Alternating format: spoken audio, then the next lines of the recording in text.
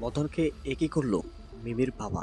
বন্ধুরা, মদনকে কখনো জামাই হিসেবে মেনে নিবে না চৌধুরী সাহেব। আসলে তেল এবং জল কখনো এক হয় না। বন্ধুরা, কি করতে চলেছে রাখাল ছেলে বিধে মেয়ে নাটকে দ্বিতীয় নাম্বার ভিডিওতে। বন্ধুরা, আমাদের আজকে ভিডিওটি সবাই সম্পূর্ণ ভিডিওটি দেখে যাবেন। আমাদের আজকে ভিডিওটি কেউ স্কিপ করে দেখবেন না।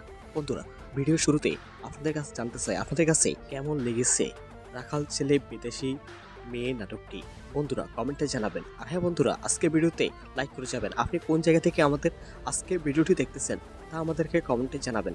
তবে বন্ধুরা, বরাবর মতো ইগল টিভি নাটকগুলো অসাধারণ হয়ে থাকে, তেমনই রাখাল ছেলে বিদেশি মেয়ে নাটকটিও। বন্ধুরা, ইতিমধ্যে দ্বিতীয় নম্বর পর্বটি সবাই আগামী বৃহস্পতিবার অথবা আগামী রবিবার দেখতে পারবেন। বন্ধুরা, ইতিমধ্যে দেখা যায় আমি জোর করে মদনকে বিয়ে করে এরপর ঢাকায় চলে যায়।